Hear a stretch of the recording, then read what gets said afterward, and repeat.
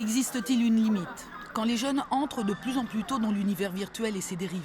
D'ailleurs, ils savent tout faire en même temps, tuer les méchants et répondre au téléphone.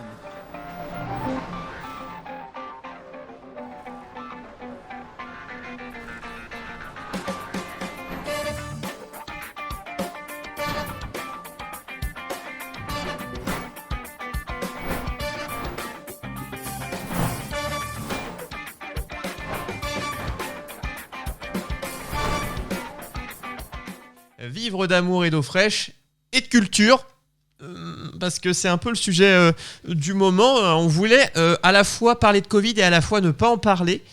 C'est une manière un peu détournée de parler de ce qui se passe en ce moment. Évidemment, le sujet est lié au fait que vous avez pu voir dans les grandes surfaces, notamment type Super U et autres Intermarchés, En fait, les rayons culture, multimédia, etc. Une partie sont complètement fermées, une partie sont juste la partie libraire est fermée. Pourquoi en fait, il a été décidé de laisser ouverts les magasins essentiels. Voilà. Entre guillemets, et les parties de magasins essentiels, surtout.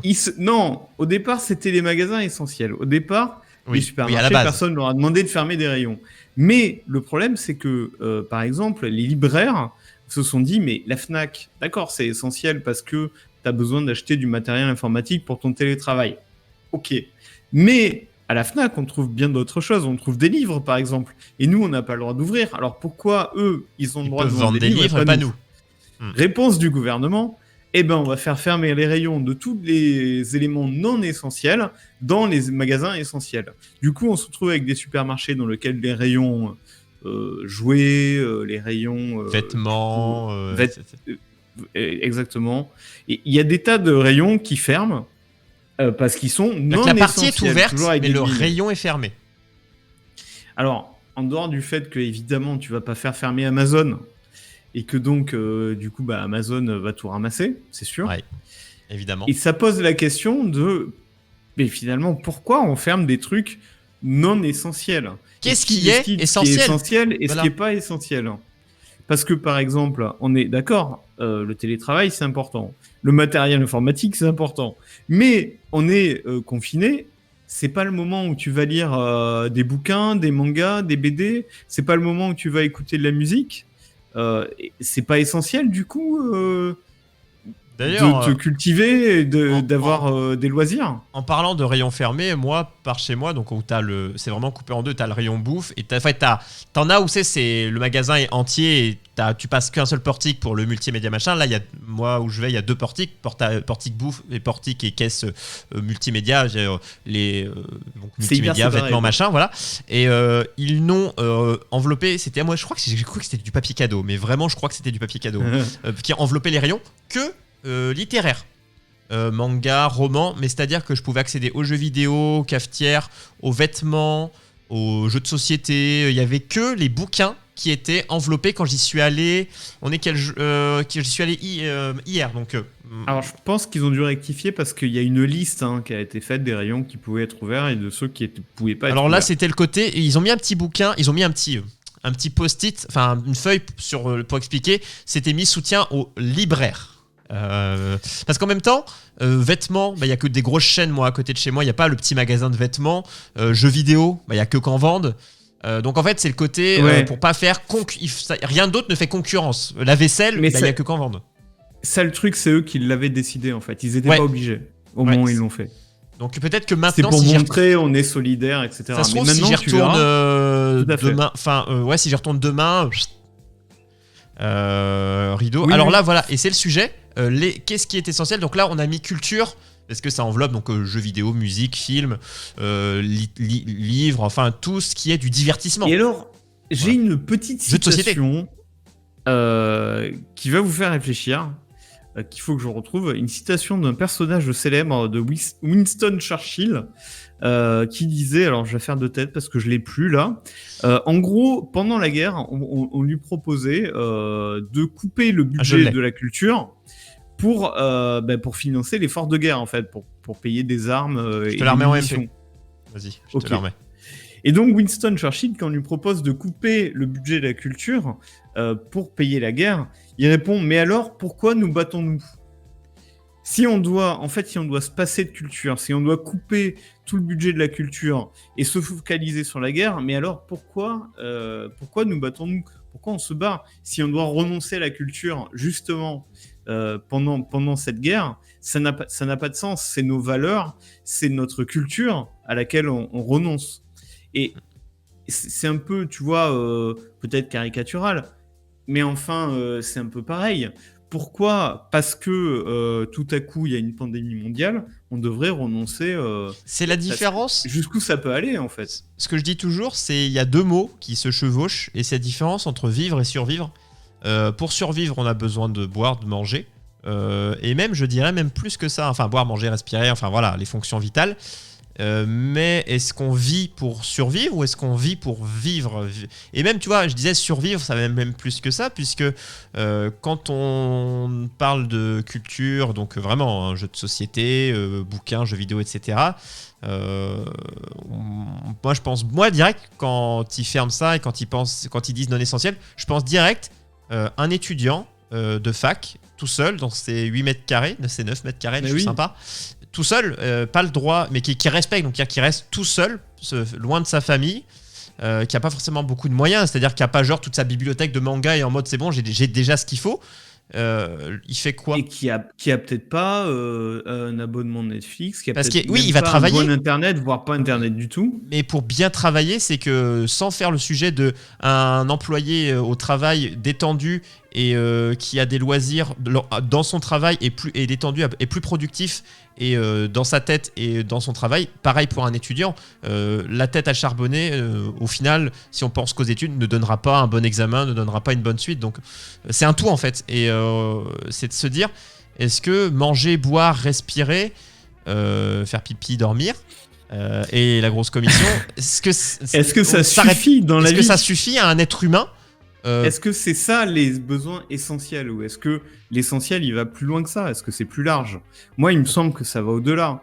Surtout aujourd'hui. Que pour être en bonne santé mentale et avoir un esprit sain, il faut évidemment avoir accès à l'art, à la culture, à la musique. Et donc, on peut pas décréter. Qui décrète que c'est pas essentiel ? On me dit beaucoup de gens, je vois beaucoup de...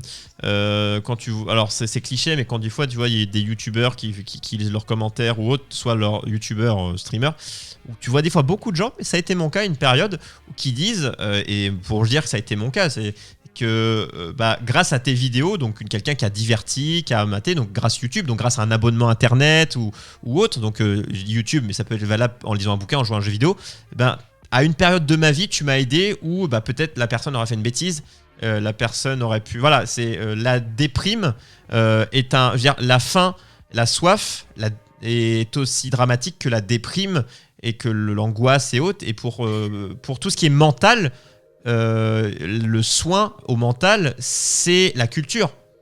Quand on dit culture, faut pas le prendre du côté élitiste, évidemment, parce que le mot culture, voilà, quand on dit jouer à un jeu vidéo, peut te détendre mentalement d'un stress de la vie de tous les jours, sans parler de confinement. Moi, je considère en effet que le jeu vidéo, c'est de la culture. Évidemment. Complètement. Au même titre qu'un film, au même titre qu'un bouquin. Pour moi, il y a très peu de différence, en fait.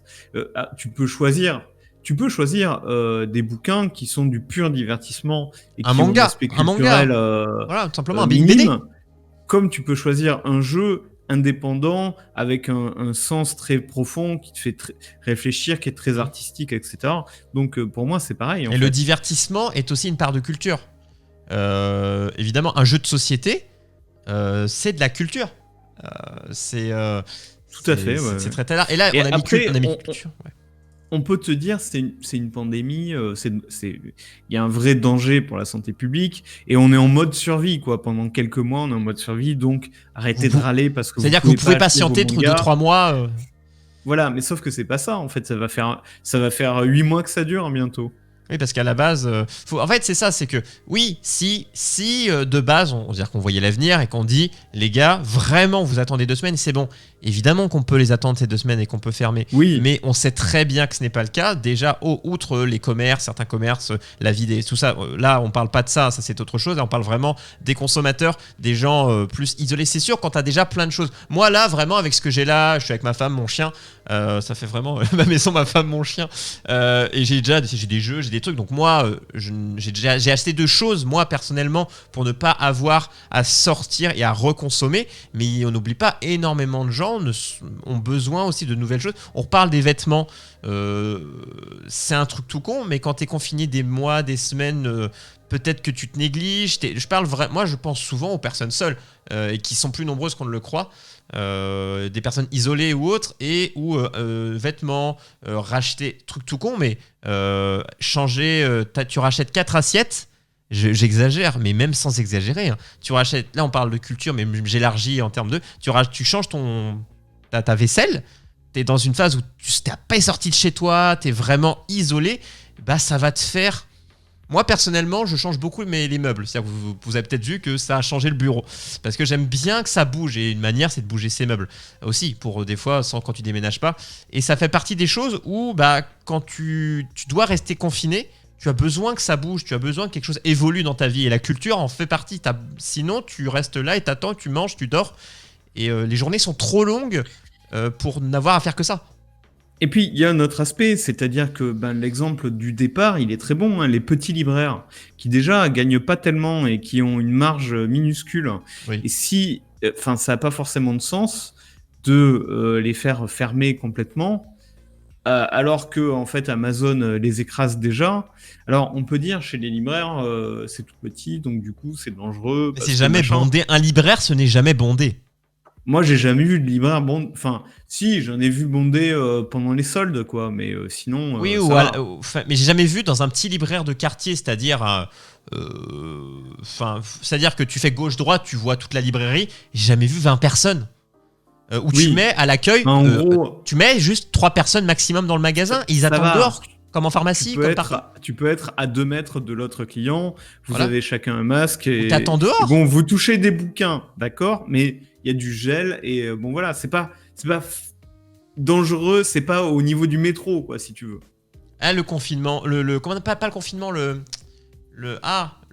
couvre-feu aussi, hein, tu vois, les restaurants. Moi, je veux dire, j'ai fait des restos où t'arrives, déjà les tables sont bien espacées. Déjà, avant même qu'ils te donnent les menus, ils arrivent avec du gel, la serveuse, et elle dit tendez vos mains, et elle donne à tout le monde c'est même pas à l'entrée, et elle te donne le truc, tu manges, et après pour la carte des desserts, elle revient, elle te remet du gel. Et tu te dis, c'est carré, tu dis, il n'y a pas de problème, masque, espacement, gel. Mais tu vois, ça paraît. Les gens vont penser que je me plains et que c'est ridicule. Mais le fait de ne pas avoir de restaurant pendant peut-être, je sais pas, 1 mois, 2 mois, mais pour moi, c'est super dur. Ça fait partie de ma culture d'aller manger des bons petits ramen, des bons petits plats. D'aller le restaurant, acheter un bouquin, écouter de la musique, aller au restaurant, aller au cinéma. Ouais, pour moi, la cuisine, la musique, etc., tout ça, c'est au même niveau, en fait. Hein. Non, mais c'est la guerre. Tu oublies que nous sommes en guerre. On en rigole, on sait très bien que c'est une situation, les amis, dramatique, qu'il faut faire très attention, qu'il y a plein de connards qui ne font pas attention, qui ont des mauvais comportements, et qui du coup, à cause en partie de ces gens-là, on se retrouve encore en confinement ou autre. Et en fait, moi j'ai l'impression, je vais te donner une comparaison de ce reconfinement. Alors il y a d'autres arguments, mais moi ça m'est déjà arrivé au lycée qu'il y a eu une punition collective parce qu'il y avait 10 connards qui faisaient des cris d'animaux. Voilà. Et tout le monde était. Voilà, bon, chacun fait ce qu'il veut pour se divertir en classe, tu vois. Il y a les cons et il y a les gens normaux, tu vois. Moi, je faisais rien, moi, j'écrivais mon truc, mais tout le monde a été puni, tu vois. Bon, le prof qui en a marre, il punit tout le monde. Je vais même pas blâmer le prof, puisque j'en avais rien à foutre. Mais par contre, je suis pas allé. Et on a dit à mes parents, parce que mes parents ont dit, mais venez le chercher chez. Mes parents me soutenaient, forcément, je faisais rien, moi, je bossais, quoi. Et ils ont dit, oui, mais il sera puni, mais ils comprendront, les connards, ils comprendront s'ils ont puni tout le monde, mais ils en ont rien à foutre. Donc en fait, c'est punir beaucoup de gens à cause d'une minorité. Le Covid, ce n'est pas que ça, avec le reconfinement, mais c'est un pourcentage, et la vie est un pourcentage de choses qui s'additionnent. Et je ressens ça, personnellement. Je ressens la punition globale à cause de Moi, quelques je comprends personnes. Parfaitement qu'il fallait faire un truc parce que effectivement, évidemment. on peut pas regarder nos hôpitaux se remplir et rien faire. Ça, évidemment. Mais je pense que l'essentiel, les produits essentiels et les commerces essentiels, il faut qu'on y réfléchisse, faut qu'on élargisse. En fait, si ça dure longtemps, c'est pas possible, quoi. C'est pas possible. Moi, perso, je trouve ça, c'est une idée qui m'est insupportable. Moi, perso, juste si on me demande mon avis de t'ouvres quoi, moi j'aurais dit je ne ferme personne. Pour moi, aucun établissement n'a d'obligation de fermer, mais même les bars. Mais par contre, je les aide, je les accompagne à respecter. Mais à la limite, tu limites le nombre de gens dedans. Voilà, nombre de gens, espacement, je réglemente ça et je les aide. Tu leur donnes les moyens de faire du, click and collect. C'est-à-dire les libraires, ils auraient pu faire ça. S'organiser dans la boutique, faire des comptoirs où ils mettent en ligne leur collection de bouquins, tu les achètes en ligne et tu viens de chercher. D'autant que on précise que souvent on dit l'État, mais on n'oublie pas que l'État c'est à la fois la région, le département qui peut avoir des solutions, les communautés de communes, la commune. Évidemment, c'est pas Matignon ou autre ou l'Élysée qui va arriver. Bon alors, toi, ton restaurant, évidemment que non. Mais c'est des gens qui dirigent des gens, qui dirigent des gens, qui dirigent. Et il y a bien donc le plus proche des commerçants, c'est leur mairie ou leur communauté de communes. Qui eux, c'est pas eux que je blâme non plus, parce que des fois, eux, on leur dit quelque chose en haut. Il y a des maires qui ont fait, il y a des actus qui ont fait forcing pour dire non, moi dans ma ville, les commerces restent ouverts. Et moi, je suis pour. Ouais, ils ont essayé, Ils ont essayé de prendre des décrets pour dire que c'était possible. Le problème, c'est que c'est le préfet qui a raison. Enfin, c'est le préfet, forcément. C'est l'État qui est au-dessus de la ville. Ta ville ne peut pas décider d'aller contre malheureusement. l'État. Alors, heureusement, parce que sinon, ce serait l'anarchie dans la vie en général, sans parler de Covid. Ouais. Mais malheureusement... Il faut quand même reconnaître que le contrôle, c'est l'État qui le fait. Et ce qui est compliqué, c'est de vérifier. En fait, c'est d'aller vérifier. Par exemple, si tu limites le nombre de gens dans les commerces et les restos, à un moment, il faut vérifier.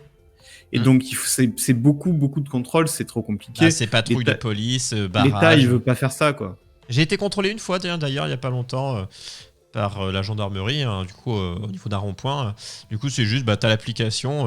Moi, je l'ai téléchargée, comme ça, moi, j'ai toujours les attestations sur moi, plutôt que d'imprimer, au lieu de gaspiller du papier. Et du coup, je monte, ils scannent. Vous êtes bien monsieur machin, vous habitez dans telle ville? Oui, au revoir. Ok. Bonne journée, monsieur. C'est ça, en vrai, ils s'en foutent. Mais ça, ils ont pas à vous demander pourquoi vos courses, vous avez le droit d'acheter du coca, ils n'ont pas à vous juger, bien que sortir que pour du coca, c'est abusé. Vos soins médicaux, même si c'est un truc futile, c'est prévu, c'est autorisé. Donc voilà, ils n'ont rien le droit de vous demander. C'est comme de base, ils n'ont pas le droit de regarder dans vos téléphones, ils n'ont pas le droit de regarder dans vos sacs. Enfin, ils ont le droit de vous faire ouvrir votre sac, mais ils n'ont pas le droit de trifouiller dedans, etc. Ouais. Je vous donne des petits tips, parce que des fois, il y en a qui abusent. Le contrôle, c'est compliqué, c'est clair. Le controle généralisé est impossible. Il n'y a pas assez de monde.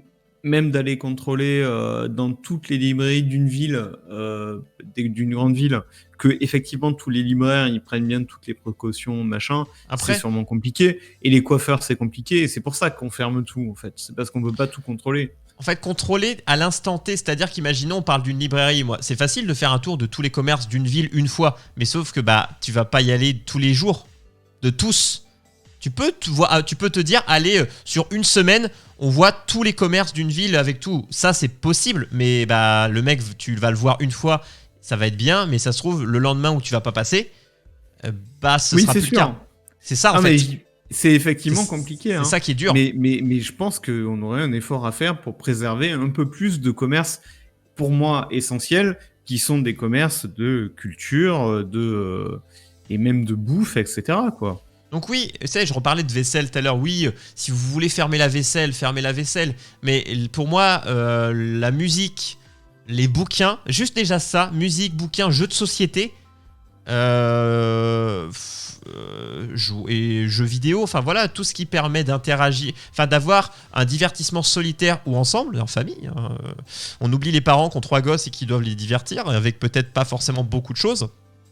Il faut bien tenir. Et on a encore, c'est les dialogues qui vont s'affronter, c'est vous pouvez attendre. Oui, on peut attendre, mais sauf qu'on oublie déjà de base que le confinement du printemps devait durer 2 semaines. À la base de la base. L'annonce, c'était 15 jours. Évidemment que ça a duré plus longtemps. Mais les hôpitaux, les infirmiers, évidemment que c'est dramatique. Mais c'est pas ça. Sur la phrase de Churchill, pourquoi ils se battent ? Si on doit renoncer à tout pendant autant de temps, alors la vie est pourrie alors. Nous, ce qu'on dit, c'est qu'il faut ralentir l'épidémie, qu'il faut que les hôpitaux se vident et que les urgences, les réanimations se vident à la fois pour les gens, parce qu'il ne faut pas que les gens meurent, et à la fois pour que les gens qui y travaillent se reposent, parce que c'est des héros, ces gens-là. Mais la solution de se dire couvre-feu plus on verrouille tout ce qui est pas nourriture, mais en gros, qu'on décide pour toi que tes besoins essentiels c'est la bouffe, juste l'alimentaire et du PQ, voilà. Et ça, c'est délicat parce que les besoins essentiels, je suis désolé, mais ça va au-delà de ça. Ça va bien au-delà de ça. Et en fait, ils prennent le problème à l'envers. Pour moi, je vois juste, ça c'est un autre sujet, c'est moi je m'y connais pas assez en politique, je juge juste en tant que citoyen. Il y a les gens, la population attend une réaction des choix faits par le gouvernement fait des choix, et voilà. Et évidemment, les bons, les mauvais. Tu veux dire, il n'y a pas de concertation, ils nous demandent pas ils se notre concertent, avis au mais départ. pour moi, clairement, quand tu dis juste, la bouffe et le reste on ferme, s'il y a eu des heures de concertation pour ça, ce qui m'étonnerait, puisqu'ils passent leur temps à dire que quand il y a des prises de parole publiques, je n'entends que nous avons pris des décisions à la ils disent pas à la va-vite, mais ils disent rapidement, peu de temps pour le faire. Donc évidemment que ce n'est pas des concertations. Si on se dit qu'est-ce qu'on fait, on n'a pas beaucoup de choix, c'est soit on fait rien, soit on fait ça. Moi perso, moi je vois juste on nous demande de faire quelque chose, on fait, ils vont être contents. Moi, encore une fois, un autre exemple de vie. Encore une fois, c'est résumé, c'est plus complexe que ça dans la vie, c'est toujours pour schématiser. Mais j'ai été régisseur lumière de concert. Les gens, des fois, j'avais du coup toute une console de lumière qui ressemblait à une console de son, avec des faders, des potentiomètres, etc. Et les gens, des fois, quand trouvaient que c'était trop fort, pas assez fort et autres, ils venaient me voir. Et moi, des fois, il me disait, est-ce que tu peux baisser, c'est bon, on faisait des mariages, des fêtes de village, des trucs conneries. Je baissais un fader qui baissait la lumière, mais légèrement. Et le gars me faisait, ouais, je n'avais rien fait par rapport au son, mais le gars était heureux. J'avais fait quelque chose pour lui. Mais tu sais quoi, en fait, le gouvernement, c'est vrai que déjà ils ont discuté avec je sais pas qui. Tout un tas de maires et tout, mais c'est clairement ça suffit pas. Mais ils ont quand même été capables d'ajuster, parce que c'est quand les libraires ont râlé qu'ils ont fait fermer les rayons librairies des supermarchés et de la Fnac. Oui. Donc ils sont capables d'ajuster. Moi je pense que si on était plus nombreux à dire mais attendez, nos besoins essentiels, ça va largement au-delà de ça par rapport à ce que vous avez fermé. Peut-être qu'il réouvrirait des trucs, quoi. J'en sais rien. Et peut-être que c'est pas si important. Mais je trouve que c'est important de le dire. que la culture, c'est un besoin essentiel. Un autre exemple du confinement, alors pas un exemple perso, parce que vous en avoir marre de ma vie perso, mais un exemple du confinement 1. Je sais pas ce que ça, c'est sûrement confinement 2, pareil. Peut-être un jour confinement 3. Les plages. Quand on interdisait les plages, me faites pas croire que c'est sur la plage que les gens se contaminent. Me faites pas croire que c'est dans les balades en forêt que les gens se contaminent. Globalement, dans les plages, les gens essayent de s'espacer. Alors, je parle, sans le fait que les plages à Biarritz ou autres, où tout le monde est comme ça, tel des sardines. Oui, mais c'est le problème, justement. En fait, c'est impossible à contrôler, ou quasiment. Et par exemple, dans la grande ville où j'habite, ils ont fini par fermer les parcs, alors qu'au début, ils les avaient pas fermés. Parce que les gens, comme ils avaient le droit de sortir de chez eux et ils avaient le droit d'aller au parc, il y avait vraiment, vraiment beaucoup de monde au parc. Ouais, en fait, c'est vrai que du coup... C'est compliqué, quoi. Les plages, à un moment donné, ils étaient passés à... Tu as le droit d'y aller, mais tu n'as pas le droit de rester stationnaire. Oui, voilà.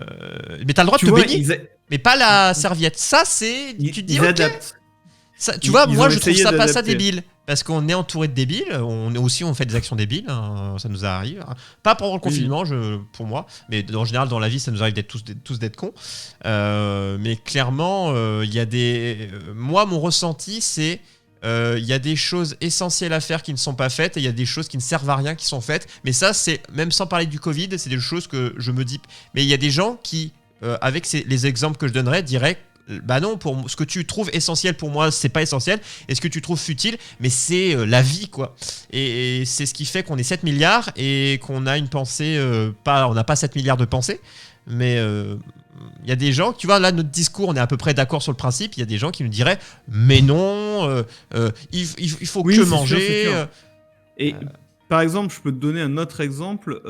Moi, il y a un truc qui me choque, c'est les gens qui se marient encore et qui invitent des gens à leur mariage. Il y a des mariages encore qui se font, qui se faisaient, parce que maintenant c'est confinement. Mais juste avant, il y a des mariages qui se faisaient avec 30 personnes. Juste pendant le couvre-feu, là, avant le confinement. Ouais. Ben, moi, je trouve ça... mariage / fête. Choquant. Choquant, en fait, que ce soit possible.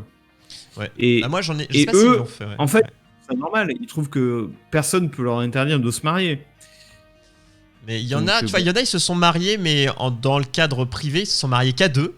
Et tu vois, il y en a qui ont trouvé des adaptations un peu... C'est triste, c'est dommage pour eux. Moi, j'en connais qui ils devaient se marier, qui ont dû reporter. Tu vois, ils ont dit, confinement, on reporte. Du coup, nouveau confinement, du coup, alors, il me semble qu'ils l'ont fait. Parce que du coup, tout a été redécalé. Ça a été redécalé de 6 mois, je crois. Enfin, ça devait être au printemps et du coup, là, ça devait être octobre. Ouais. Du coup, j'ai pas une nouvelle s'ils l'ont fait finalement. Bon, mais après, c'est vrai tu peux très bien faire un mariage hyper simple à deux et reporter la fête à beaucoup plus tard. C'est ça, c'est le genre de choses. D'ailleurs, il y en a des fois qui se marient juste normal et qui font une fête après, enfin, qui ont fait. Après, je pense que tout ce qui va être traiteur, réservation, alors pas pour leur pognon à eux, mais même pour les traiteurs en eux-mêmes, tu te dis, mais encore une fois, c'est des choses, c'est ultra compliqué, quoi. Et oui, pour moi, les mariages qui étaient prévus et qui ont été redécalés 3 fois, je trouve que c'est hyper touchy du côté des mariés de se dire c'est dur. Non mais je reconnais que c'est dur. Mais par contre, le pire pour moi, c'est les fêtes. Vraiment, il y a des gens qui ont juste fait des fêtes à 10, 15, 20, 30, juste on fait la fête.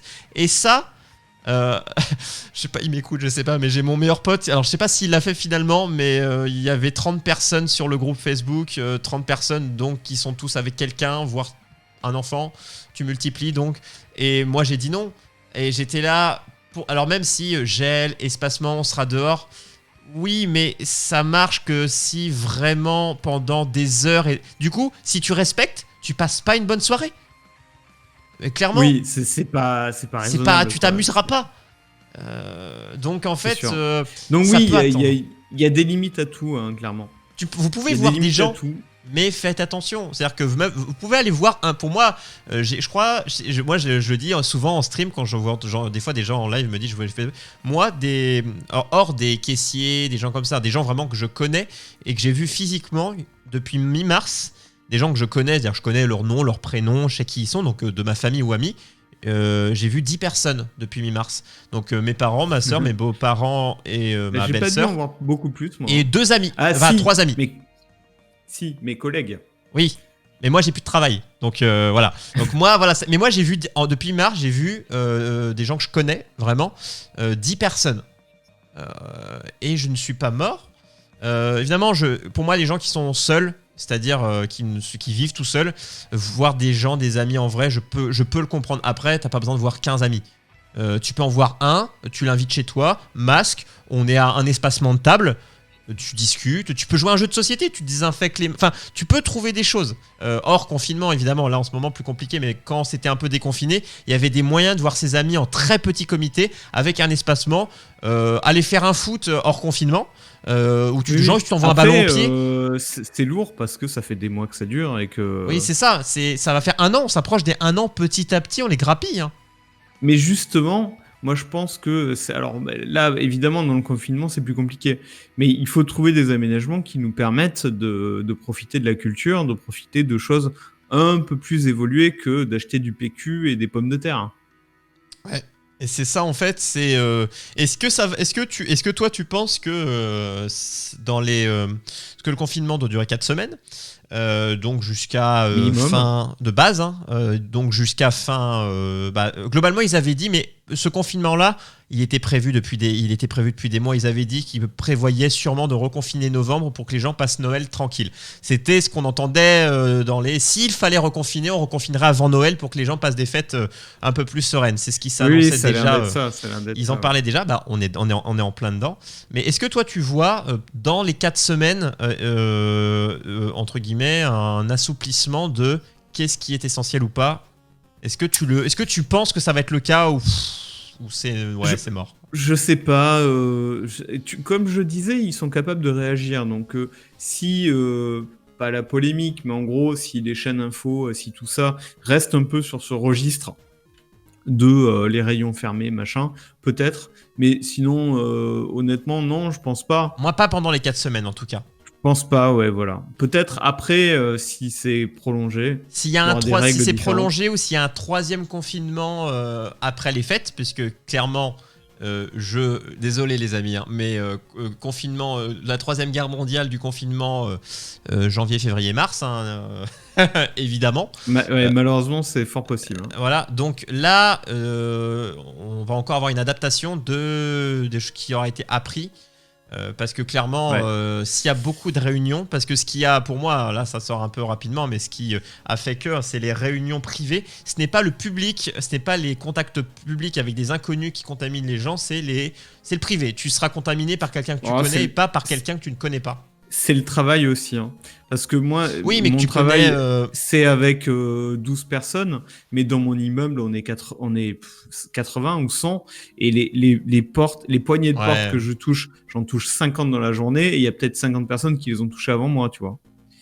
Ouais, travail / contact, mais je veux dire, moi, c'est clairement pas en allant acheter un bouquin que je serais contaminé. Non. Ou en allant balader en forêt. Si tu vas acheter ton bouquin dans un bus ou dans un métro, voilà, si. Oui, en fait, c'est pas le bouquin, mais c'est les actions avant et après. De chez toi, voilà. C'est ça.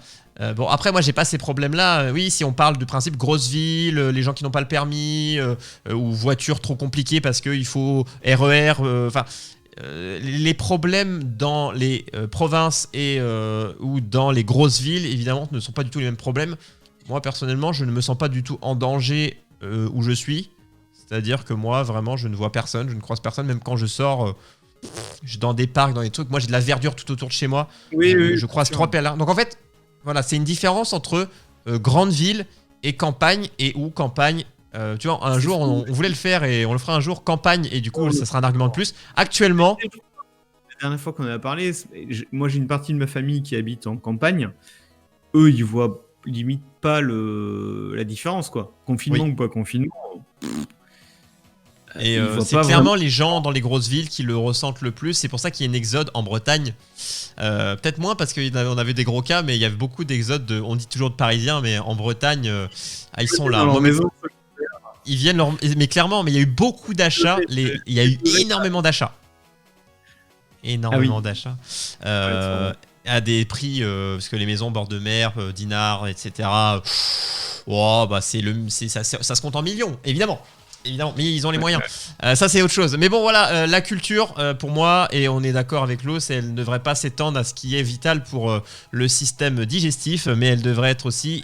On ne pense jamais au mental, qui est même des fois primaire. Tu peux être en très bonne santé, manger très bien, mais je vais exagérer, mais mourir ou te laisser dépérir. En mode survie. Voilà, à cause de l'esprit, quoi. Les deux coïncident. Des fois, un bon esprit, quelqu'un de très malade, cancer, est vraiment très malade, grâce à un état d'esprit très fort et à une bonne santé mentale et va guérir. Donc le mental, on n'en parle pas assez là-haut dans le gouvernement. Enfin, le mental et tout ce qui est esprit et du coup lié à la culture. Malheureusement. On peut finir par saluer les génies qui ont eu l'inspiration incroyable d'acheter des actions avant même qu'il y ait les 2 confinements. Eux, je pense que... Ou des marques de PQ. Parce que Amazon, je pense qu'ils ont doublé ou triplé leur chiffre d'affaires là. Mais le pire, c'est que moi, Amazon, j'ai toujours commandé par simplicité. Et déjà parce que je ne trouve pas ce que je cherche ailleurs, quoi. Oui, moi, je plaide coupable avec Amazon. Puisque évidemment, les produits que j'achète sur Amazon, c'est des choses que si je les achète pas sur Amazon, je les achète pas. Parce que je les trouve pas. Simplement. Ou alors si, dans d'autres grandes structures. C'est-à-dire que à la Fnac qui est à côté de mais c'est pareil. Donc il n'y a pas de... Les produits high-tech... Là, tu vois, ta musique, tes mangas, ta BD, etc. Là, c'est sur Amazon maintenant. Oui, parce que même les libraires, il n'y a pas de manga chez les libraires. Enfin... si, les gros libraires en ville... Il n'y a pas de gros libraires chez moi. Moi, c'est les petites librairies, moi. Moi, dans ma ville, il y a des rayons manga dans les librairies. Ouais, mais moi, il y a le rayon manga. Pour moi, ce que tu appelles librairie, grosse librairie, c'est le rayon librairie à la Fnac. Moi, il y a vraiment une grosse... Un truc, le mec, c'est vraiment... Ce n'est qu'une librairie, ça ne vend que des livres, BD, que du papier. Même à Rennes... à Rennes, il y a pas... Non. Pour moi, c'est la Fnac.